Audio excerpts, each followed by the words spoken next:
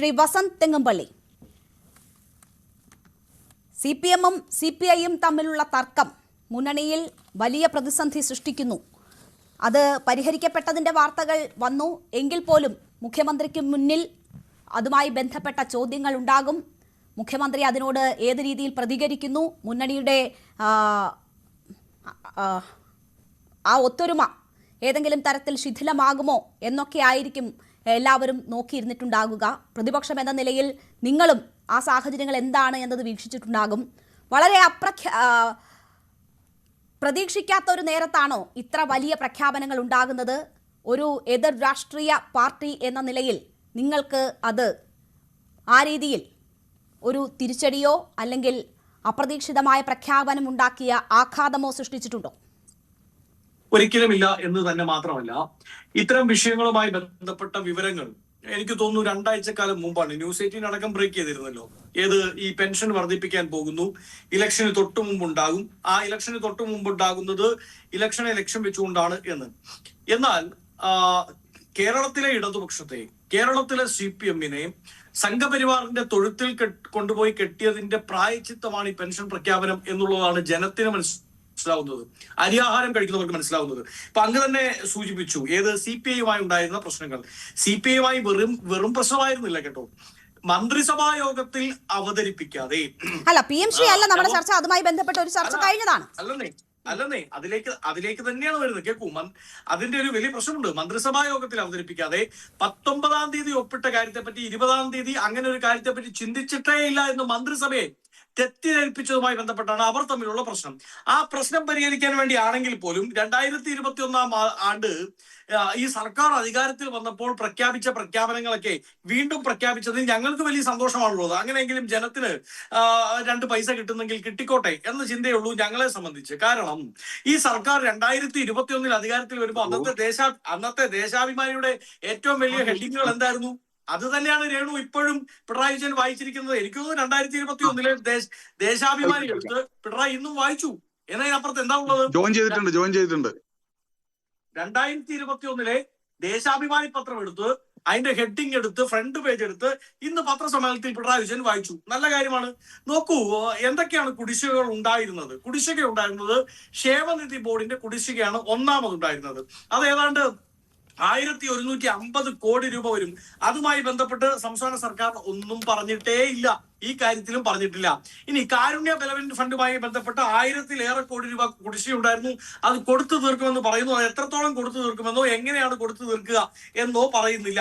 നെല്ലിന്റെ താങ്ങുവില ആയതുമായി ബന്ധപ്പെട്ട് വർദ്ധിപ്പിക്കുമെന്ന് പറയുമ്പോൾ ഒരു കാര്യം നമ്മൾ ശ്രദ്ധിക്കണം. കേന്ദ്രം കഴിഞ്ഞ ബഡ്ജറ്റിൽ നെല്ലിന്റെ താങ്ങുവില വർദ്ധിപ്പിച്ചപ്പോൾ ആ ക്രമാനുഗതമായി ആ വർദ്ധിപ്പിച്ച എമൗണ്ട് കുറച്ചവരാണ് ആര്? കേരളത്തിലെ സർക്കാർ. ആ സർക്കാർ ഇപ്പോൾ ഇച്ചിരി പൈസ ഞങ്ങൾ വർദ്ധിപ്പിച്ചാൽ എന്താ ഉണ്ടാവുക? ന്യൂട്രലൈസ്ഡ് ആവുകയാണ്, അല്ലാതെ സർക്കാർ വർദ്ധിപ്പിക്കുന്നില്ല. അതായത് ഫോർ എക്സാമ്പിൾ, രേണുവിന് രണ്ട് സംവിധാനങ്ങളിൽ നിന്നാണ് പൈസ കിട്ടുന്നത്, സാലറി കിട്ടുന്നതെന്നിരിക്കട്ടെ. ഒന്നാമത്തെ സംവിധാനം 500 രൂപ വർദ്ധിപ്പിച്ചപ്പോൾ നിലവിലുള്ള രേണുവിന്റെ സാലറിയിൽ നിന്ന് 250 രൂപ രണ്ടാമത്തെ സംവിധാനം കുറച്ചു. എന്നിട്ട് കുറെ കാലം കഴിഞ്ഞപ്പോൾ പറയാണ് ഞങ്ങൾ സാലറിയിൽ 250 രൂപ വർധനവ് തന്നു എന്ന് പറഞ്ഞാൽ ഇത്രയും ദിവസം പിടിച്ചു വെച്ചിരുന്ന കുറച്ച് കൊടുത്തിരുന്ന നെൽകർഷകരുടെ പോക്കറ്റിൽ നിന്ന് അടിച്ചു മാറ്റിയിരുന്ന പൈസ ഇപ്പോൾ കൊടുക്കാൻ തീരുമാനിച്ചു. അതിൽ ഞങ്ങൾക്ക് നല്ല കാര്യമേ ഉള്ളൂ, സന്തോഷം മാത്രമാണുള്ളത്. ഇനി എന്താണ്? റബ്ബറിന്റെ താങ്ങുവില 200 രൂപയാക്കും എന്നാണ് പറയുന്നത്. ഇത് തോമസ് ഐസക്ക് ധനകാര്യമന്ത്രി ആയിരുന്ന സമയം തൊട്ട് പറയുന്നതാണ്. ഉമ്മൻചാണ്ടി ഗവൺമെന്റിന്റെ കാലത്ത് 150 രൂപയായിരുന്നു റബ്ബറിന്റെ താങ്ങുവില. അത് 180 ആക്കും സർക്കാർ വന്നാൽ എന്നുള്ളതായിരുന്നു UDF-ന്റെ പ്രഖ്യാപനം. എന്നാൽ അങ്ങനെയല്ല, ഞങ്ങൾ വന്നാൽ അത് 200 ആക്കുമെന്നാണ് ഒന്നാം പിണറായി ഗവൺമെന്റ് വന്നപ്പോൾ പറഞ്ഞത്. എന്നാൽ ഒന്നാം പിണറായി ഗവൺമെന്റ് ടു രണ്ടാം പിണറായി ഗവൺമെന്റിന്റെ അവസാനം വരെ ആവാറായല്ലോ. അപ്പോൾ ഏതാണ്ട് 9-9.5 വർഷം കൊണ്ട് അവർക്ക് വർദ്ധിപ്പിക്കാൻ സാധിച്ചത് എത്രയാണ്? അവർക്ക് വർദ്ധിപ്പിക്കാൻ സാധിച്ചത് വെറും 30 രൂപയാണ്. ഇപ്പോൾ 20 രൂപ കൂടി വർദ്ധിപ്പിക്കുന്നു എന്നാണ് അവർ പറയുന്നത്. 200 ആക്കുമെന്ന് പറയുന്നവർ 250 ആക്കുമെന്നായിരുന്നു അവരുടെ പ്രഖ്യാപനം. അപ്പൊ ആ പ്രഖ്യാപനത്തിലേക്ക് എത്താൻ അവർക്ക് സാധിച്ചിട്ടില്ല. നിർമ്മാണ തൊഴിലാളി കുടിശ്ശിക 16 മാസം, ഇപ്പോഴും 1000 കോടി രൂപ കുടിശ്ശിക നിൽക്കുക. ആ 16 മാസത്തെ കുടിശ്ശിക ഇപ്പോഴും കൊടുക്കാനുണ്ട്. ഒപ്പം മരുന്ന് സപ്ലൈ ചെയ്യുന്നവർക്ക് എത്ര കോടി രൂപയുടെ കുടിശ്ശികയാണുള്ളത്? ഇത്തരത്തിൽ ഒരുപാട് കുടിശ്ശികകൾ നിൽക്കുമ്പോഴാണ് ഈ സർക്കാർ ഞങ്ങൾ അതെല്ലാം കൊടുത്തു തീർക്കാൻ തീരുമാനിച്ചിരിക്കുന്നു എന്ന് പറയുന്നതിനെ കൊട്ടിഘോഷിക്കുന്നത്. അതെങ്ങനെ ഒരു കൊടുത്തു തീർക്കാനുള്ളത് കൊടുത്തു തീർക്കും എന്ന് മാത്രവുമല്ല, അതിനപ്പുറം 3 പ്രധാനപ്പെട്ട പുതിയ പദ്ധതികൾ പ്രഖ്യാപിച്ചിട്ടുണ്ട്. വസന്ത് മുഖ്യമന്ത്രി വിശദീകരിച്ചത് കേട്ടിട്ടില്ലേ? അത് സ്ത്രീകളെ ലക്ഷ്യം വെച്ചിട്ടുള്ളതാണ്. സ്ത്രീ സുരക്ഷാ പദ്ധതി പ്രഖ്യാപിച്ചിരിക്കുകയാണ്. അത് ഏതാണ്ട് 33 ലക്ഷം ആളുകളെ സ്വാധീനിക്കാൻ കഴിയുന്ന ഒരു പദ്ധതിയാണ് പ്രഖ്യാപിച്ചിരിക്കുന്നത്. നമ്മൾ നോർത്ത് ഇന്ത്യയിലൊക്കെ കണ്ടിട്ടില്ലേ, അതിൻ്റെ മാതൃകയിലുള്ള ഒരു സ്ത്രീ സുരക്ഷാ പദ്ധതിയാണ് പ്രഖ്യാപിച്ചിരിക്കുന്നത്. 31.34 ലക്ഷം ഗുണഭോക്താക്കൾ ആ പദ്ധതിക്ക് ഉണ്ടാകും. പ്രതിവർഷം 3800 കോടി രൂപ അതിനുവേണ്ടി മാറ്റി വെച്ചിരിക്കുന്നു. അതൊന്ന് ഇല്ലേ, ഒറ്റ കാര്യം കൂടി, യുവതലമുറയ്ക്ക് കണക്ട് വർക്ക് സ്കോളർഷിപ്പ് ഏർപ്പെടുത്തിയിരിക്കുന്നു. 18 മുതൽ 30 വയസ്സ് വരെ പ്രായമുള്ള ആളുകളെയാണ് ഇത് ലക്ഷ്യം വെക്കുന്നത്. ഈ പദ്ധതി 1000 രൂപ പ്രതിമാസം, 5 ലക്ഷം യുവാക്കളെയാണ് പുതുതായി അത് അഡ്രസ് ചെയ്യാൻ പോകുന്നത്. അത് 2 പ്രധാനപ്പെട്ട പദ്ധതി. കുടുംബശ്രീ ADSകൾക്കുള്ള പ്രവർത്തന ഗ്രാന്റ് 19,470 ADSകൾ ഉണ്ട്. അവരെയാണ് അഡ്രസ് ചെയ്യുന്നത്. പ്രതിമാസം 1000 രൂപ, 23.4 കോടിയാണ് അതിന് നീക്കി വെച്ചിരിക്കുന്നത്. ആ പ്രധാനപ്പെട്ട 3 പദ്ധതികൾ ഏതെങ്കിലും കൊടുത്തു തീർപ്പിന്റെ കഥയല്ല, പുതുതായി പ്രഖ്യാപിക്കപ്പെട്ടിട്ടുള്ളതാണ്. ഇത്രയധികം ആളുകളെ, യുവാക്കളും സ്ത്രീകളും ഉൾപ്പെടെയുള്ളവരെ ലക്ഷ്യം വെച്ചുള്ളതാണ്. അതിനു പുറമെയാണ് പെൻഷൻ. താങ്കൾ ഈ പറഞ്ഞ പെൻഷൻ 400 രൂപയുടെ വർധനയാണ് ഒറ്റയടിക്ക് വരുന്നത്. 400 രൂപയുടെ വർധന, അത് 1600 എന്ന നിലയിൽ നിന്ന് അവരുടെ നേരത്തെയുള്ള പ്രഖ്യാപനമായ 2000-ലേക്ക് എത്തിക്കുന്നു. ഇത് ഈ 4 കാര്യങ്ങൾ നോക്കിയാൽ തന്നെ അതിന്റെ ഒരു ഇമ്പാക്ട് എത്രയാണ് എന്ന് ഊഹിക്കാമോ? ഓക്കെ, താങ്കളുടെ കയ്യിലെ വിവരം തെറ്റാണ്.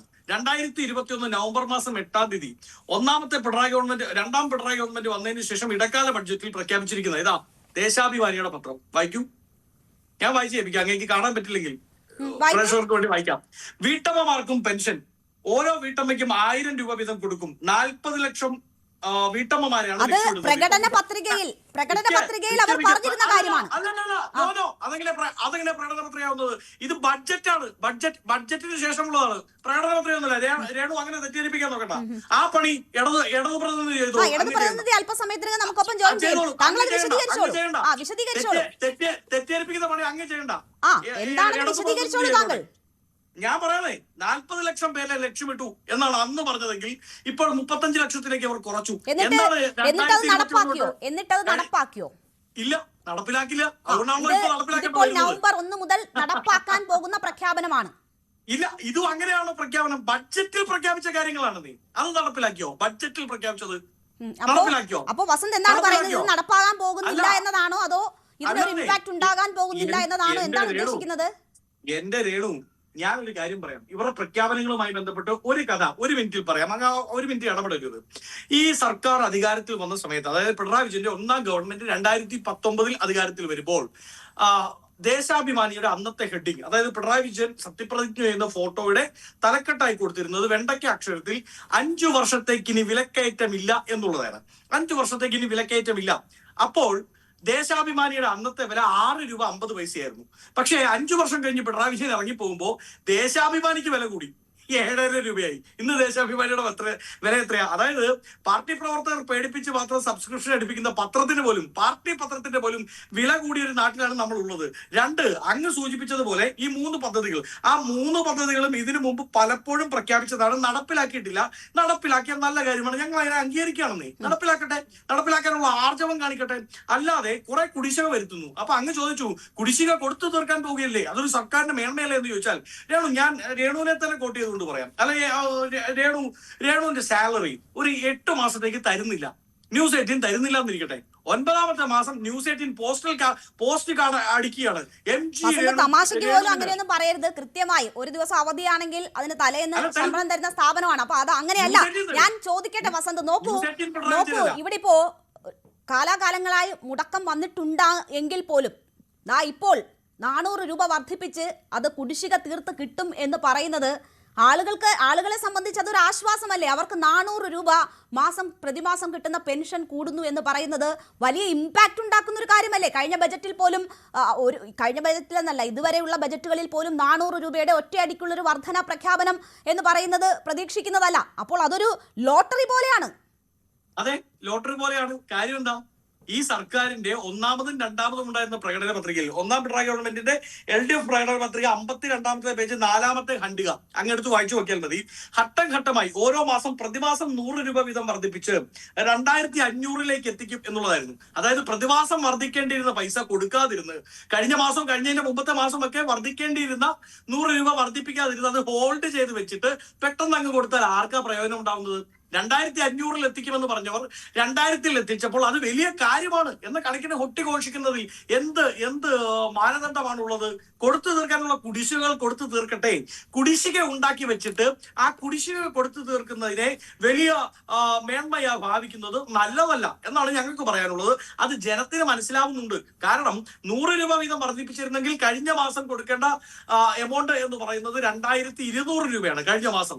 ഈ മാസം 2300, അടുത്ത മാസം 2400. അങ്ങനെ ഇലക്ഷൻ ചട്ടം വരുന്നോടം വരെ ആക്കി 2500 രൂപ കൊടുക്കേണ്ടിയിരുന്ന ഗവൺമെന്റ് ഇപ്പൊ പറയാണ് 2000 രൂപയാക്കി. മുൻകാല പ്രാബല്യമുണ്ടോ? ഇല്ലല്ലോ. എന്തുകൊണ്ടാണ് മുൻകാല പ്രാബല്യം വേണമെന്ന് ഞങ്ങൾ പറയുന്നത്? ഇത് സർക്കാർ കൊടുക്കുമെന്ന് പറഞ്ഞിരുന്ന കാര്യമാണ്. അത് കൊടുക്കാതെ പിടിച്ചു വെച്ച ശേഷം പെട്ടെന്ന് അതിന്റെ ഒരു പാതി എമൗണ്ട് വർദ്ധിപ്പിച്ചിട്ട് 2500 ആവേണ്ടിയിരുന്നത് 2000 ആക്കി. അങ്ങനെ ഒരു പാതി എമൗണ്ട് വർദ്ധിപ്പിച്ചിട്ട് അത് പ്രഖ്യാപിക്കുന്നത് ശരിയല്ല. ഇനി വളരെ എത്തിക്കലായ ഒരു പ്രശ്നം കൂടിയുണ്ട്. എന്താ എത്തിക്കലായ പ്രശ്നം? ഇന്ന് പിണറായി വിജയന്റെ വാർത്താ സമ്മേളനം കാണുമ്പോൾ നമുക്ക് തോന്നിപ്പോവുകയാണ്, ഇതെന്താ ബഡ്ജറ്റ് പ്രഖ്യാപനമാണോ? ബഡ്ജറ്റിൽ മുൻകാല ബഡ്ജറ്റുകളെ പ്രഖ്യാപിച്ചൊക്കെ തന്നെയാണ് എങ്കിൽ പോലും ഇതൊരു ബഡ്ജറ്റ് പ്രഖ്യാപനം പോലെ ഇലക്ഷന്റെ 4ാം മണിക്കൂറിൽ ഇത് പ്രഖ്യാപിക്കുന്നത് ശരിയാണോ? പൊളിറ്റിക്കലി എത്തിക്കലാണോ എന്നുള്ളത് പിണറായി വിജയനും കൂട്ടരും ചിന്തിക്കുന്നത് നല്ലതായിരിക്കും. ഇത് എല്ലാ കാലങ്ങളിലും അങ്ങ് നേരത്തെ സൂചിപ്പിച്ചതുപോലെ ഈ തമിഴ്നാട് രാഷ്ട്രീയത്തിലും കർണാടക രാഷ്ട്രീയത്തിലും ഒക്കെ നമ്മൾ കണ്ടിട്ടുള്ള പോലെ ഇലക്ഷന്റെ തലേ ദിവസം കുറെ ഫ്രീ ബീസുകൾ പ്രഖ്യാപിച്ച് ഇലക്ഷനെ അട്ടിമറിക്കാൻ നടത്തുന്ന ശ്രമങ്ങളുടെ ഭാഗമായി തന്നെ ഇതിനെയും വിലയിരുത്തേണ്ടതായി വരും എന്നുള്ളതാണ് യാഥാർത്ഥ്യം. വസന്ത്, എന്തായാലും നടപ്പാക്കും എന്ന് പറഞ്ഞ കാര്യങ്ങൾ നടപ്പാക്കി എന്നതാണ് ഈ സർക്കാരിന്റെ ഏറ്റവും വലിയ അവകാശവാദം. നടപ്പിലാക്കാൻ പോകുന്നു, തെറ്റാണ്. തെറ്റാണ്. സർക്കാരിന്റെ അവകാശവാദം എന്നല്ലേ വസന്ത് ഞാൻ പറഞ്ഞത്? സർക്കാരിന്റെ അവകാശവാദം എന്നല്ലേ ഞാൻ പറഞ്ഞത്? എന്റെ സ്റ്റേറ്റ്മെന്റ് അല്ല, സർക്കാരിന്റെ അവകാശവാദം. പറഞ്ഞ കാര്യങ്ങൾ നടപ്പാക്കിയ സർക്കാരാണ് ഇത്. പ്രോഗ്രസ് റിപ്പോർട്ട് അവതരിപ്പിക്കുന്ന സർക്കാരാണ് ഇത് എന്നതാണ് അവരുടെ അവകാശവാദം. അപ്പോ അങ്ങനെ ഒരു സർക്കാർ ഇത്രയധികം പദ്ധതികൾ തെരഞ്ഞെടുപ്പിന് മുൻപായാലും പ്രഖ്യാപിക്കുന്നത്, സാധാരണക്കാരെ സംബന്ധിച്ച് അവർക്ക് ആശ്വാസമാകുന്ന പദ്ധതികൾ പ്രഖ്യാപിക്കുന്നു എന്നത് അതൊരു സ്വാധീന ഘടകമാകാൻ സാധ്യതയുള്ളത് തന്നെയാണ്. അക്കാര്യത്തിൽ എനിക്കൊരു സംശയവുമില്ല. എന്തായാലും കോൺഗ്രസിന് അതിന്റെ ആത്മവിശ്വാസം ഉണ്ടെങ്കിൽ അത്രയും നല്ലത്. ഞാൻ താങ്കളിലേക്ക് തിരിച്ചെത്താം വസന്ത്. ഞാൻ താങ്കളിലേക്ക് തിരിച്ചെത്താം. ശ്രീ ഗോകുൽ, കേൾക്കാമോ എന്നെ? ഗോകുൽ, നോക്കൂ, ഇവിടെ ഇപ്പോ സർക്കാർ ഒരു ബജറ്റിൽ നമ്മൾ ബജറ്റ് കേൾക്കുകയാണെങ്കിൽ അനുകൂലവും പ്രതികൂലവുമായിട്ടുള്ള പ്രഖ്യാപനങ്ങളൊക്കെ ഉണ്ടാകും. ഇപ്പോൾ മുഖ്യമന്ത്രി പിണറായി വിജയൻ നടത്തിയ വാർത്താ സമ്മേളനത്തിൽ PM ശ്രീക്കും മറ്റും മാറ്റിവെച്ച കുറച്ച് സമയം ഒഴിച്ചാൽ ബാക്കിയുള്ളതെല്ലാം എല്ലാവർക്കും ആശ്വാസം വരുന്നതാണ്. അത് സമൂഹത്തിന്റെ വലിയൊരു വിഭാഗത്തെ സ്വാധീനിക്കാൻ പോകുന്നതാണ്. അപ്പോൾ ഒരു